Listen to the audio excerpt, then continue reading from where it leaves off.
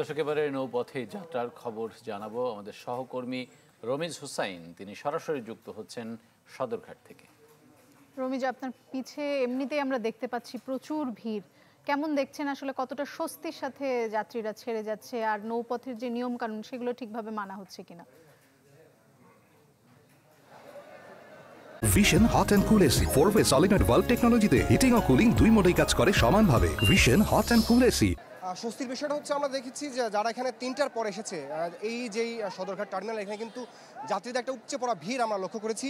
তো অনেক যাত্রীর সাথে আমরা কথা বলেছিলাম, তারা আসলে বলছিলেন যে যেই লঞ্চগুলো আসলে নির্ধারিত সময় ছেড়ে যাচ্ছে না, যার কারণে তারা কিন্তু এই গরমের মধ্যে রোজা রেখে এবং অতিরিক্ত ভিড়ের কারণে তারা বেশ দুর্ভোগের মধ্যে আসলে তাদের যাত্রা করছেন। তারপরেও আসলে যেহেতু তারা তাদের পরিবারের সাথে তারা সেভাবে কিছু মনে করছে না, তারা বলছেন যে তারা নিশ্চিন্তে নির্বিঘ্নে আসলে তারা যদি ফিরতে পারে, পৌঁছাতে পারে বাসায় তাদের নিজ নিজ গন্তব্যে, সেটা অনেক বড় একটা পাওয়া।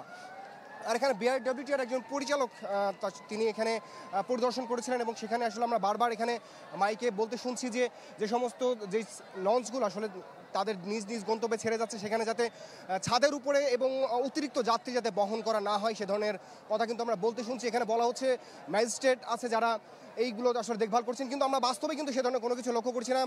যাত্রী বোঝাই করে কিন্তু প্রতিটা লঞ্চ এবং ছাদে বিপুল পরিমাণ যাত্রী নিয়েই কিন্তু এই সমস্ত লঞ্চগুলো তাদের গন্তব্যে চলে যাচ্ছে। তো এছাড়াও গত বছর যে একটি অপ্রীতিকর ঘটনা ঘটেছিল, তো সেই বিষয়গুলো আসলে মাথায় রেখেই লঞ্চ কর্তৃপক্ষ যারা আছেন তারা বলছিলেন যে তারাও দেখভাল করছেন যে যাতে যাত্রীরা নির্বিঘ্নে তাদের গন্তব্যে পৌঁছাতে পারে এবং আবার ঈদ শেষ করে যাতে আবার তারা নির্বিঘ্নে এই নৌপথে ফিরতে পারে, সেই বিষয়টা আসলে তারা দেখভাল করছেন। দোলা, জি, আমরাও সেরকমটাই চাইবো, যেন মানুষ নিরাপদে বাড়ি ফিরতে পারে। অসংখ্য ধন্যবাদ রমিজ হুসাইন।